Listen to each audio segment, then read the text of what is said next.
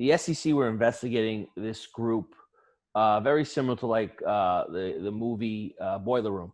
And these guys were involved with penny stocks, but they were involved with hedging the stock up top and then pumping it up, and the higher ups were dumping the stock. And the state came in and they arrested. Wait, where was this? Sorry. This was Manhattan. This was in Manhattan, okay. yes. Yeah. And the state came in and arrested anywhere between, I think, 6 to 10 guys. What year was this? Sorry.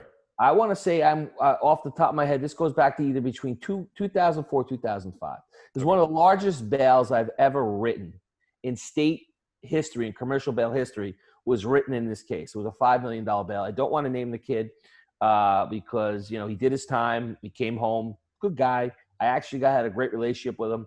But did he give you any good stock tips, or? I didn't get any good stock. Okay. But the story gets, I'll tell you where the story gets ugly.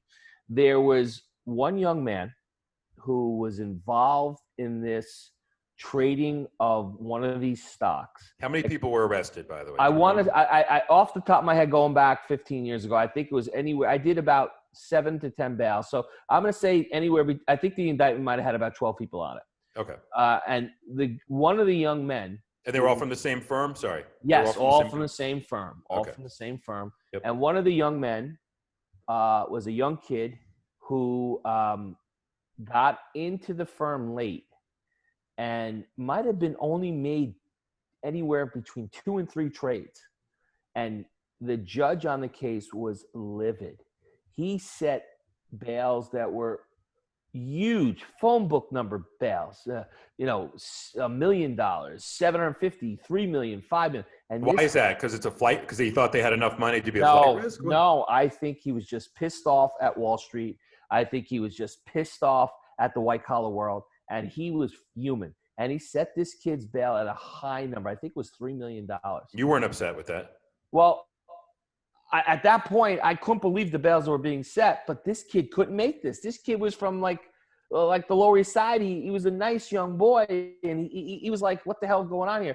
And he sat in Rikers for over 2 months, and nobody helped him.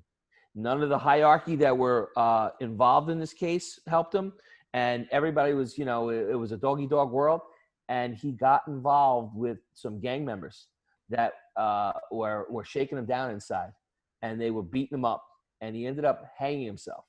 In prison? In prison. And he hung himself, and he killed himself. I remember all the guys on the case were making bail, because they had money, and they had family, they had houses. This kid had nothing. Why didn't they help him out? Because it's a dog-eat-dog world, Danny, and everybody was worried about themselves back then. And it was a very big case for the state to take down. And this kid, they were like, we're going to take care of him when we get out. And then they got out. And nobody took care of him. And before you knew it, boom, and he hung himself. And it really sat with me. And it sat with one of the major guys who I ended up bailing out in this case, because he and me, we talked about it. And he blamed the judge for this. And he blamed the prosecution for this. And I remember I went to the prosecution. I said, hey, did you know that, blank committed suicide in jail? And he said, yeah, we heard. But it was just, let's move on to the next subject. And this poor kid was literally just a casualty of war,